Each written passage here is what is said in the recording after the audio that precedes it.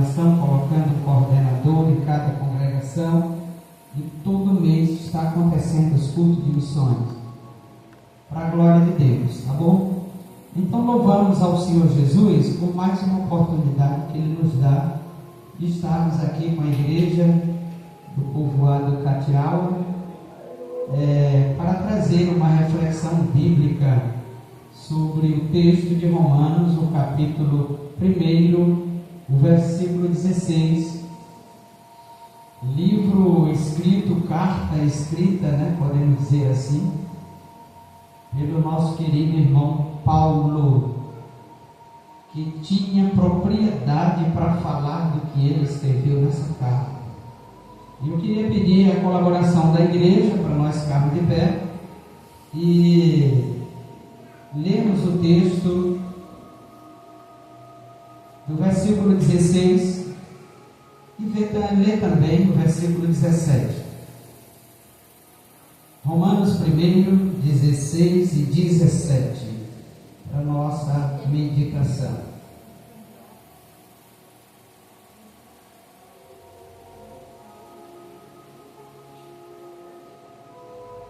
O tema desta noite é desperta, ó igreja, E despertar para a obra de missões.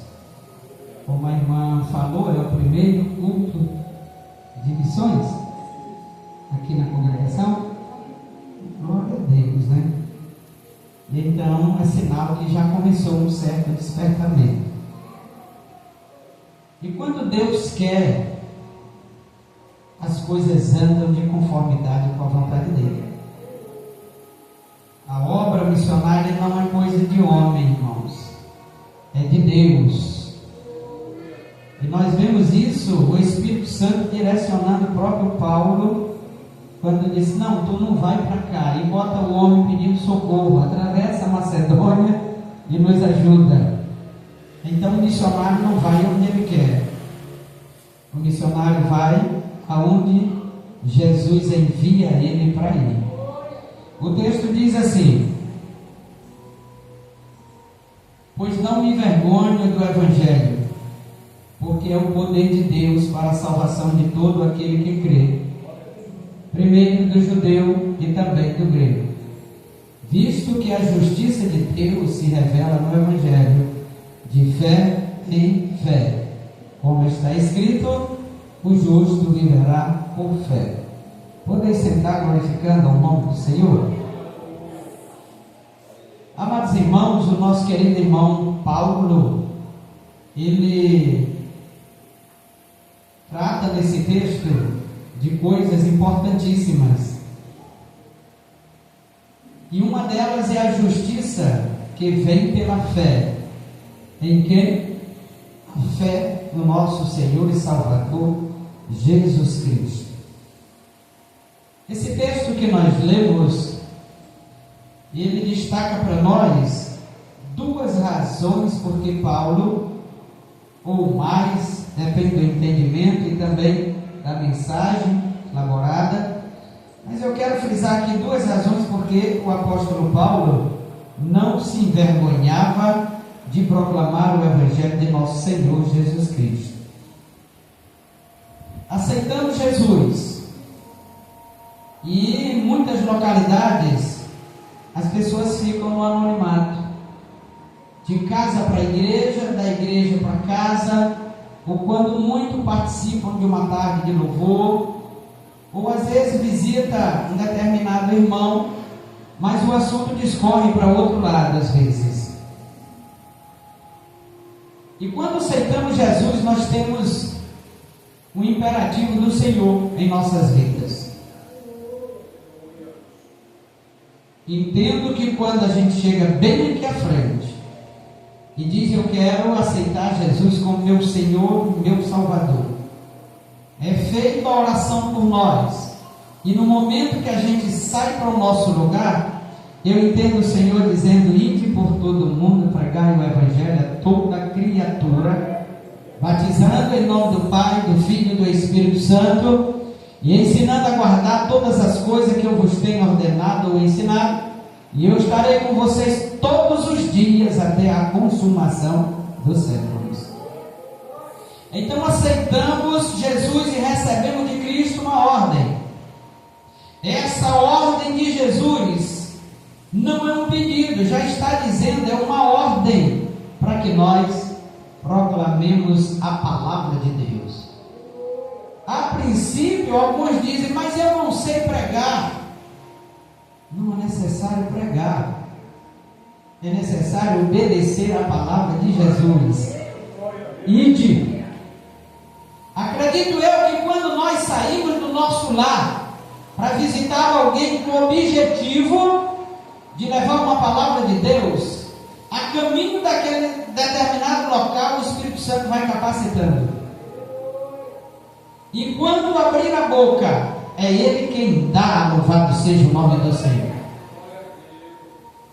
O Senhor perguntou a Moisés, quando enviou ele ao Egito: quem fez a boca? Quem fez a língua? Quem me ensina a falar? Louvado seja o nome do Senhor. Então nós não podemos ter medo de falar do amor de Jesus, irmãos. Nós só temos que ter a consciência de obedecer. Se o meu Senhor está me mandando, Ele se responsabiliza. E daí partirmos para a evangelização das almas. Então Paulo, ele não se envergonhava do poder de Deus, ou melhor dizendo, do Evangelho de Deus, porque ele tinha uma razão. E qual é essa razão? É poder de Deus, irmãos, o Evangelho.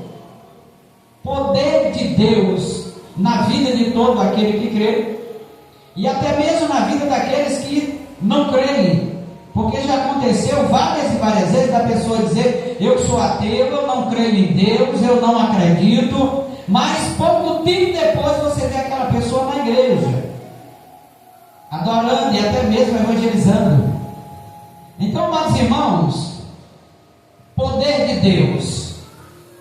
Essa palavra de Paulo aqui neste capítulo, poder de Deus, uma palavrinha original do Novo Testamento, do grego, que chamada, conhecida de dunamis.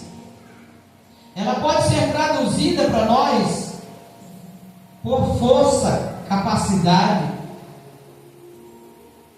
Agora nós precisamos entender que esta palavra, ela tem significado profundo na teologia bíblica, porque em toda a Bíblia nós vamos ver, vamos ler a manifestação do poder de Deus. De Gênesis a Apocalipse você vai ver Deus manifestando o seu poder de alguma forma, de alguma maneira. Para ser mais explicativo, a palavra, ela significa para nós força, poder de Deus, ou seja, a força de Deus, a capacidade que Deus tem, que ninguém pode sobrepujar. E quando falamos desse poder, quando Paulo fala para nós dessa força, ele não está se referindo a uma força humana, ou talvez, como nós conhecemos, a força militar, o exército, marinha, aeronáutica, são conhecidos como força também. Não, aqui o texto ele está se referindo a algo muito superior à força física ou à força organizada dentro de qualquer instituição. Nós estamos aqui, irmãos, tratando de algo que é típico de Deus, do nosso Senhor e Salvador Jesus Cristo. É uma autoridade moral, um controle supremo de Deus sobre todas as coisas e sobre todas. Esse poder de Deus, o Evangelho de Deus, ele é poder de Deus sobre tudo e sobre todos. Para nós vermos isso com mais clareza, o Senhor, através do salmista, no Salmo 24, versos 1 e 2, é claro para nós quando o salmista diz: do Senhor é a terra e tudo que nela existe, o mundo e os que nele vivem, pois foi ele quem fundou-a sobre os mares e firmou sobre as águas. Quem antes ou depois de Deus demonstrou este poder, esta força? Ninguém, absolutamente ninguém demonstrou este poder. Mas diz a Bíblia que no princípio Deus criou os céus e a terra, e o Espírito de Deus pairava sobre ela, sobre as águas. Louvado seja o nome do Senhor. A força de Deus, o poder de Deus, o Evangelho de Deus que chegou até nós, é o poder, é a salvação, é a libertação, é a capacidade que Ele nos dá para entendermos que só Ele, o Senhor, detém todo o poder e autoridade no céu e na terra. Disse Jesus em Mateus capítulo 28, versículo 18. Louvado seja o nome do Senhor. Então, irmãos, é um texto que faz alusão, à capacidade divina de quê? De manifestar milagres. Nós vamos ver isso, Deus operando desde o princípio, que haja luz, milagre, que haja o sol, que haja a relva, os peixes, foi dizendo pela sua palavra, criando poder de criação, força de criação, capacidade de criação. Aleluia, oh glória, louvado seja o nome do Senhor. Mas para alegrar as nossas almas, Jesus em Lucas capítulo 4, versículo 18 e 19, Jesus ousa dizer e com propriedade: o Espírito do Senhor está sobre mim, porque Ele me ungiu para pregar boas novas aos pobres, Ele me enviou para proclamar liberdade aos presos e recuperação da vista aos cegos, para libertar os oprimidos e proclamar o ano aceitável do Senhor. Louvado seja o nome do Criador. Então nós vemos que para Jesus começar a pregação, foi preciso o poder divino, a capacidade divina, a força divina sobre Jesus para que realizasse milagres. E não tão distante desta palavra, Jesus chega em Caná da Galileia e o vinho acaba, e o poder de Deus começa a se manifestar, porque naquele casamento alguém chega e diz: mestre, a mãe precisamente diz: acabou o vinho, que tenho eu contigo, mulher? Porque ali ele precisava agir sobre a ordem do Pai, sobre o poder de Deus. Aleluia! E o Evangelho, ele é seguido de poder. Então Jesus ordena que renovem as talhas, só que agora com água. E o primeiro milagre de Jesus acontece na terra. E se fôssemos estar lembrando aqui pelo Espírito Santo dos milagres cometidos por Jesus, praticados por Jesus, João vai dizer lá no capítulo 21 que não haveria livro nessa terra para conter o que o nosso Senhor e Salvador Jesus realizou pelo poder divino que foi atribuído a Ele. Oh glória! Então Paulo diz: eu não me envergonho do Evangelho, porque é poder de Deus para a salvação de todo aquele que crê. Louvado seja o nome de Jesus. Você pode louvar o nome do Senhor esta noite? Oh glória! Ele é Senhor. Oh glória! E o Senhor, meus irmãos, para mostrar isso aos seus escolhidos, Ele cria muitas situações, permissões, e às vezes pela falha humana Ele deixa acontecer. Sai os hebreus de sua terra e vão até José, que estava no Egito, e um determinado tempo, aquele homem que abençoou José com a liderança do seu país, ele vem a óbito, e daí é levantado um instrumento maligno no Egito e começa a castigar o povo. E depois de 4 séculos, podemos dizer, o povo geme debaixo da chibata de Faraó. E daí nós vamos ver do que Paulo começa a falar: do poder de Deus. Envia Moisés, como citei antes, e o homem diz que não pode falar, mas ele diz: leva teu irmão Arão, e milagres vão acontecer naquela região. Vai e não temas. E Moisés foi, e acontece o milagre da cobra. Mas o inimigo tende a imitar o povo de Deus, as coisas de Deus, também realizado pelos mágicos, um tipo de mágica, só que frustrada, porque aquela vara, aquele cajado vai e sobrepuja aqueles outros cajados que foram lançados, que se transformaram em cobra. Para resumir, depois de 10 determinações do Senhor, o povo de Deus sai marchando do Egito, porque o poder de Deus, aleluia, libertou aquele povo. E nós vamos entender porque a palavra libertar, o certo é que é manifestação de poder, irmãos. Nessa situação, o povo de Deus é libertado com mão forte, como o texto diz lá, mão forte do poder. Eu posso entender essa mão forte como sendo a força de Deus tirando o seu povo da escravidão. Louvado seja o nome de Jesus. Força, dunamis. Deus usando do seu poder, da sua força, para tirar o seu povo de uma determinada situação.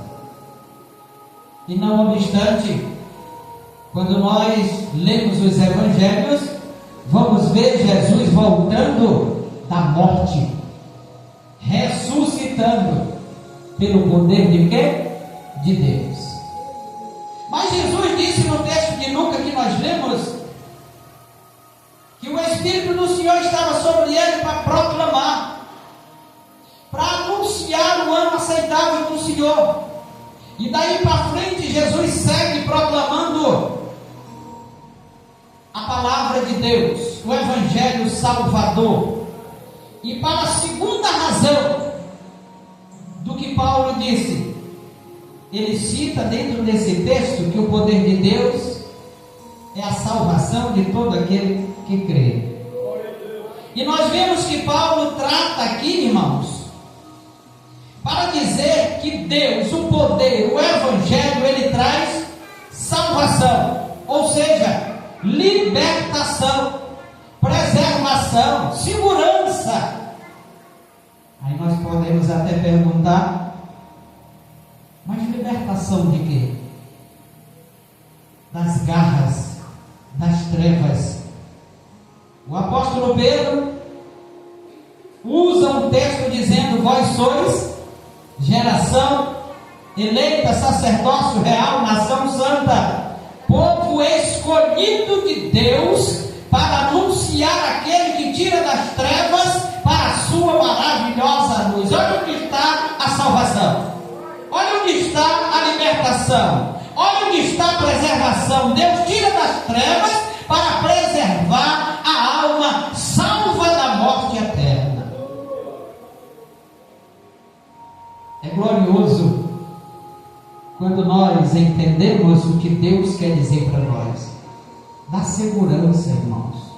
Então, Paulo está ensinando a nós que além do Evangelho de Deus ser poder, ele também é salvação. E quando vemos o próprio Paulo falando isso, irmãos, o apóstolo, o abortivo, como ele dizia, nós podemos entender muito bem porque outrora ele era conhecido como Saulo, um homem impiedoso, um homem mau, um homem que arrastava os servos e as servas do Senhor, colocava em prisão, açoitava, talvez, pode até não ter matado, mas permitiu, segurou as vestes dos matadores quando colocaram fim à vida de Estevão. Mas nós vamos ver Saulo sendo chamado pelo Senhor, ou seja, sendo liberto, irmãos.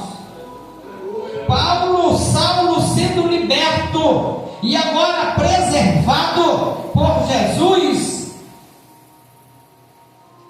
E não só preservado, primeiramente escolhido. Vai, porque este é para mim um vaso escolhido para levar o meu nome ante os príncipes de Israel, os reis de Israel, entre a geração eleita. E não só eles, mas chega um momento que Paulo diz: se vocês não querem o evangelho, quer poder, quer salvação, eu vou para os gentios. Eu vou pregar de forma que a minha palavra chegue no Brasil. Eu vou pregar de forma que a minha palavra não chegue só até no Brasil, mas chegue em Porto Rico, em Capiaua, chegue em Rabeca, chegue em Rio Grande, chegue em Remanso. A minha palavra chegue aos confins da terra, porque é poder de Deus para a salvação daqueles que vão crer. Louvado seja o nome do Senhor Jesus.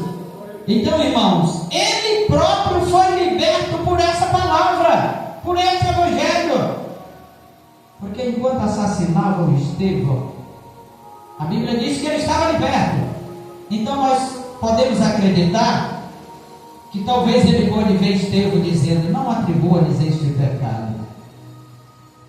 Eu vejo os céus abertos e o Filho do Homem à direita do Pai.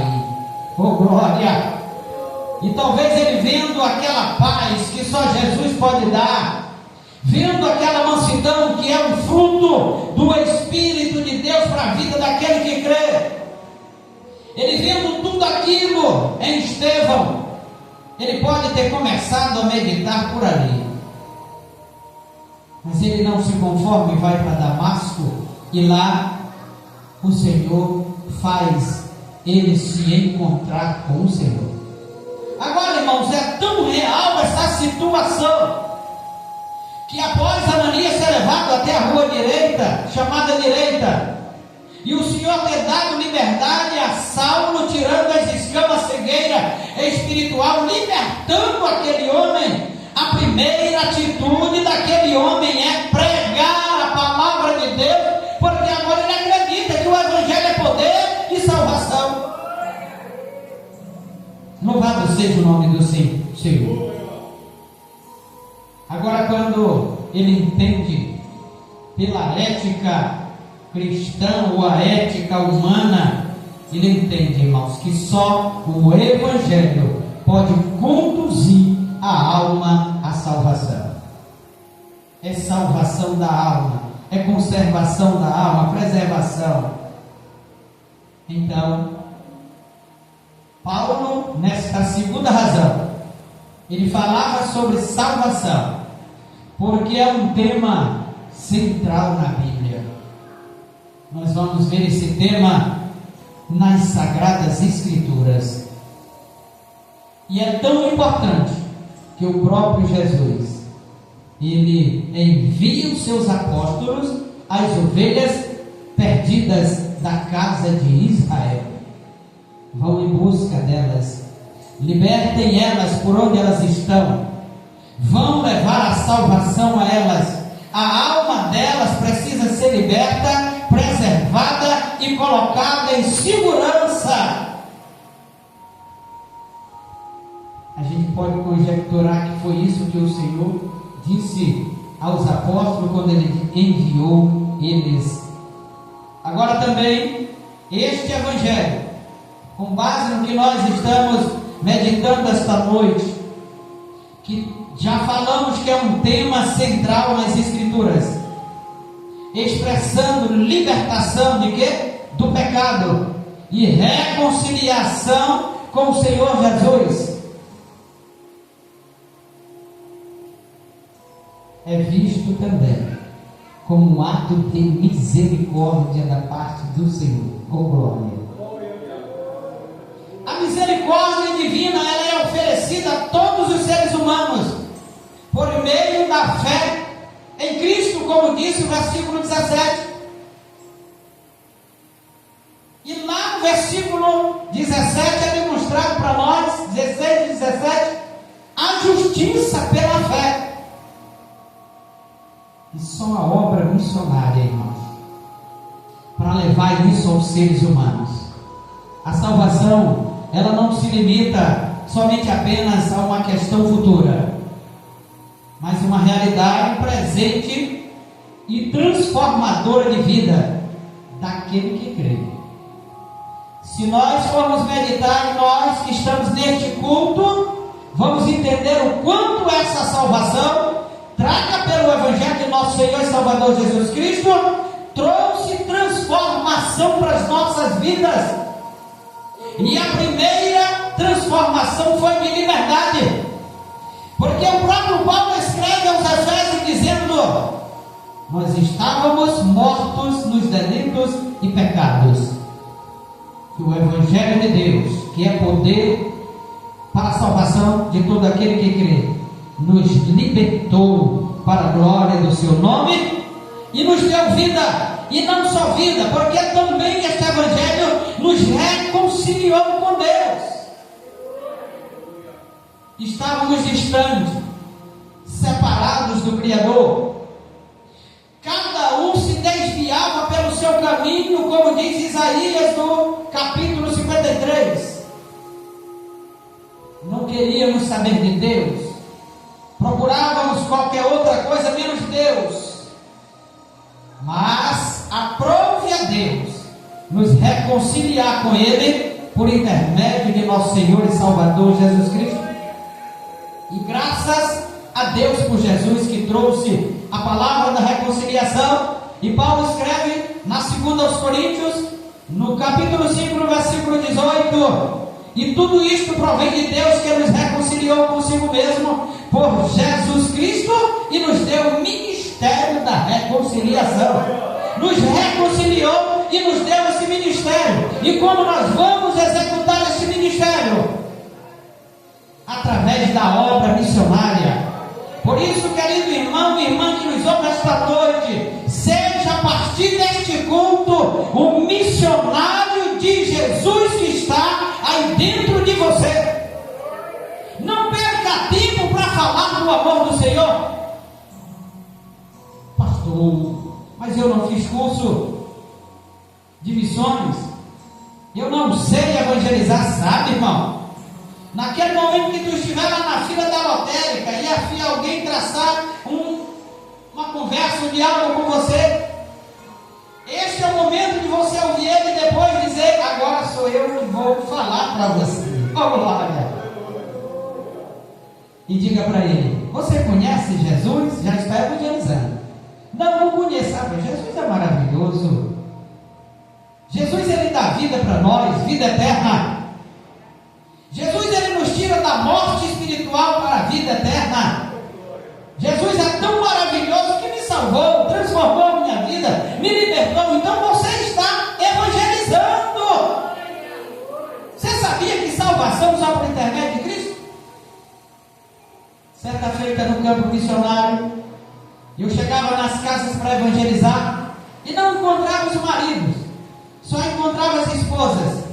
Aí eu fiquei incomodado com aquilo e disse: Jesus, me dá um meio de eu encontrar esses homens para falar do teu amor, porque eu não acho. Eu chego para evangelizar, só encontro em casa a esposa, a patroa, mas me dá uma oportunidade de falar para esses homens. Muito bem, não esqueci aquilo, continuei lembrando nas orações e pedindo ao Senhor. Certo dia eu cheguei e encontrei um em casa. Eu digo: olha, o negócio já começou. Mas ele era muito sério, não abria a porta para que eu falasse, conversava de outro assunto, mas quando era evangelho ele saía pela tangente. Aí eu escutei ele dizer: não, amanhã, se der tudo certo, nós vamos começar a cortar arroz. Eu disse: estou dentro. Estou dentro. Missionário, o senhor vai para a roça? Vou com vocês cortar arroz. Só o senhor não sabe cortar arroz seco, eu vou com vocês, quero ir. Aonde é? Não, é lá na fazenda do irmão tal. Eu digo: irmão, que é, irmão? Mas não era. Era de um prefeito da cidade que eu estava no campo de missões. Não, lá na fazenda de fulano de tal. É lá, o senhor entra lá, vai, o senhor vai achar uma porteira, atravessa, passa essa porteira, você vai chegar no riacho e atravessa. Irmão,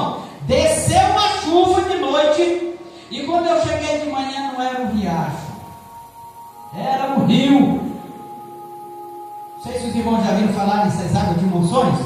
A água estava lá, no riacho. É assim que você chega no sertão, está lá só um reguinho escorrendo, mas quando chove, é chuva. E é onde passava, acho que água antigamente, enche tudo. Eu digo, Jesus, e agora? Atravessa assim mesmo. Aí eu dei o grito, eles vieram lá na beirada do outro lado, atravesse. Cuidado, a água não me levar, tira sua roupa. Eu digo, agora está difícil. Saí de fininha aqui, passando devagarzinho, arrastando o pé, correnteza forte e travessei. Aí, cadê? Os cortadores já estão lá. Então eu vou para lá. Cheguei lá e disse, mas eu não trouxe faca. Não, aqui a gente não corta de faca. Isso aqui, me deram uma foicezinha, um pedacinho de madeira. Aí eu cheguei lá, não poderia chegar e entrar de vez. Eu observei, cara, está mais fácil do que na minha região. Minha região é a faquinha em cima, tal, na base, né? Está mais fácil. Pegava com essa foice moita todinha, colocava em pé. E eu lá abaixei com eles conversando de todos os assuntos, e eu ouvi, tendo cortando, quando eles levantaram a cabeça, eu já estava lá diante deles. Não, vamos embora com essa irmão. E bateram. Eu sei que nesse dia a produção foi grande. Meio-dia, comemos, almoçamos. Aí todo mundo se ajeitando para se encostar. Eu digo, não, peraí. Vocês vão cochilar agora? Irmão, mas precisa descansar aqui para voltar. Não, mas eu ouvi vocês cortando a rua lá a manhã todinha. Vocês conversaram de vários assuntos, isso não foi? Irmão, não é que tu estava atento? Ele, pois é, agora eu queria pedir permissão para vocês me ouvirem. Aí o dono da roça disse, não, ninguém dorme. Bora fazer a roda aqui, bora ouvir o irmão. Aí sim, irmão. Oh, glória! Aquilo que eu pedi para Jesus em oração, Ele me deu lá no meio da roça, irmão. Oh, glória! Oh, aleluia! Sentei, falei do amor de Jesus para aqueles homens. E na terça-feira seguinte, que era o culto lá na localidade, quando eu cheguei lá, estavam todos lá sentados no templo para ouvir a pregação do Evangelho, que é poder de Deus e salvação para todo aquele que crê. Oh, louvado seja o nome do Senhor. Daí aqueles homens tiveram a oportunidade de ouvir que é Jesus que reconcilia o homem, porque o homem sem Deus, ele está morto espiritualmente.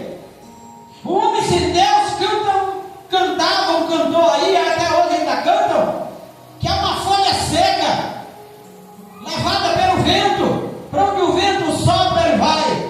Mas quando reconciliados com Deus, agora nós temos uma nova direção, nós temos um nome, nós temos um lugar, um assento, nós temos a garantia de uma vida eterna, porque alguém trouxe o Evangelho reconciliador e o poder de Deus para a salvação para as nossas vidas.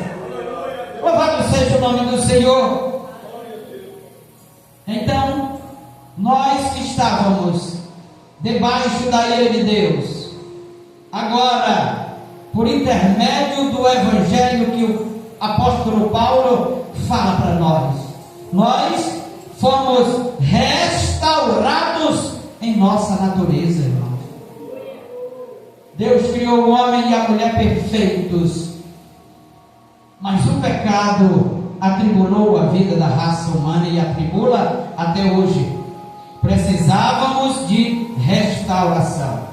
E o mesmo apóstolo, o nosso querido irmão Paulo de Tarso, ele escreve em Efésios 2, o versículo de 4 a 6: mas Deus, que é riquíssimo em misericórdia, pelo seu muito amor com que nos amou, estando nós ainda mortos em nossas ofensas, nos vivificou, louvado seja o nome do Senhor, juntamente com Cristo, pela graça, aleluia, sois salvos, e nos ressuscitou juntamente com Ele, e nos fez assentar nos lugares celestiais, em Cristo Jesus nosso Senhor.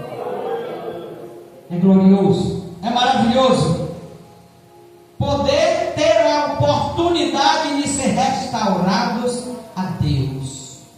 Irmãos, quem é restaurado está numa situação precária. Não sei se vocês já ouviram dizer, Não, o patrimônio da humanidade está restaurando um prédio histórico em cidade tal. E quando você vê a fachada do prédio, você vê que está praticamente acabado. Não é assim? E eles vão com toda a cautela, com toda a calma, paciência, restaurando quesito por quesito daquele prédio. Em nossas vidas não é diferente. O Senhor Jesus nos chamou, nos escolheu e vai restaurando a nossa vida, a nossa comunhão, a nossa convivência com Ele, a nossa intimidade, vai restaurando a nossa imagem e semelhança de Deus, para que nós possamos proclamar o Evangelho que nos restaurou a Deus. Hoje é um culto de missões. Primeiro culto, é bom que nós entendamos o que foi feito em nossas vidas, aleluia, para depois nós levarmos a vida daqueles que estão perecendo. Quantos neste carnaval não voltaram para casa? Ou quantos foram para o hospital e do hospital para a funerária? Quantos não tiveram a oportunidade de estar com o seu nome no livro da vida, ou se tiveram a oportunidade de ouvir o Evangelho, não quiseram? Por isso nós, que já estamos restaurados ao Senhor, precisamos levar essa palavra de restauração a outras vidas, a outras pessoas, para que nós proclamemos a Ele que o Evangelho, que é poder de Deus, e a salvação de todo aquele que crê, nos destinou agora para a vida eterna. Louvado seja o nome do Senhor. Tudo isso nós aprendemos com Paulo nesse texto. Mateus diz aqui no versículo 25, capítulo 25, versículo 46: irão estes para o tormento eterno, mas os justos para a vida eterna. Os justos são os restaurados a Deus, e os restaurados a Deus precisam ir ao encontro desses que estão destinados ao tormento eterno, para que eles possam ser, como disse o escritor dos Provérbios no capítulo 24, serem libertos do abismo que estão para cair. E nós que fomos restaurados precisamos levar esta palavra de Deus. Por isso, igreja do Senhor, desperta, aleluia, que é o tema deste culto missionário. Desperta para quê? Para levar a palavra de Deus. Nós não vamos pegar essa palavra de despertar como acordou e está ali buscando a plenitude do acordar. Não.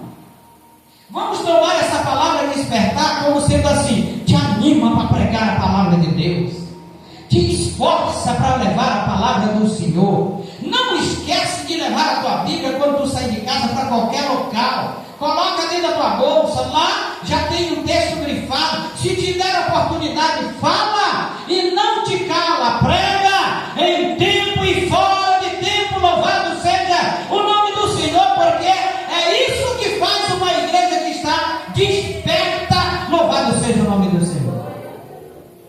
Ela prega em tempo e fora de tempo, ou seja, não perde tempo para falar do amor de Jesus. Então, esta noite eu quero louvar a Deus pelas vossas vidas, quero agradecer ao Senhor por esta rica oportunidade e dizer que em nome de Jesus está se levantando uma igreja missionária para a glória de Deus. Os que já foram salvos pelo Senhor, eles estão libertos, restaurados, capacitados, guardados, protegidos para fazer a obra de Deus. Paulo foi para Roma por uma escolha dele, ser apresentado a César, mas não totalmente, porque o Senhor havia dito: importa que tu chegues a Roma, que tu vá a Roma. Fazer o quê? Falar do amor de Cristo. E diz os eruditos que Paulo ganhou a guarda pretoriana para o Senhor enquanto estava preso. Mas Paulo fala nessa carta aos romanos da fé dos romanos, irmãos. tempo, acredito eu, que para receber todos os crentes romanos e citar a fé dele e dizer agora que essa fé em Cristo Jesus, ela conduz à justiça através de nosso Senhor. E é esta fé que nós precisamos anunciar para o mundo que está lá fora, para que eles também alcancem essa justiça pela fé. Quero agradecer essa rica oportunidade em nome de nosso Senhor e Salvador Jesus Cristo e dizer que Jesus é bom, salva, cura, batiza com o Espírito Santo e vai voltar para a sua igreja. Desperta para fazer aquilo que o Senhor mandou. E eu agradeço em nome de Jesus. Amém?